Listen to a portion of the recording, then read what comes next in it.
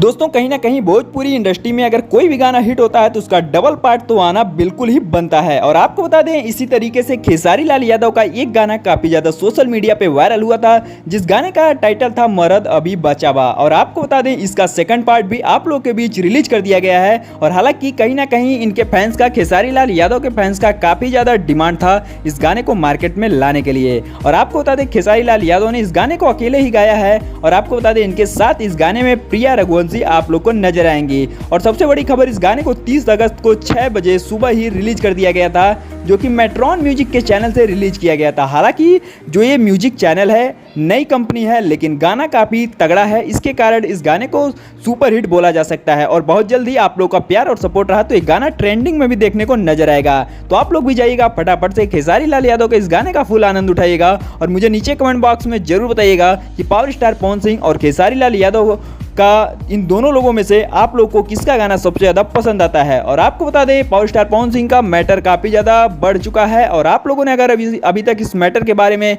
पूरी जानकारी नहीं ली है तो आप लोग हमारे चैनल पे जाके इस मैटर के बारे में फुल वीडियो देख सकते हैं। तो आप लोग क्या कहना चाहेंगे खेसारी लाल यादव के इस गाने के बारे में, हमें नीचे कमेंट बॉक्स में जरूर बताइएगा। चैनल पर पहली बार आए तो लाइक शेयर सब्सक्राइब करना बिल्कुल भी मत भूलिएगा।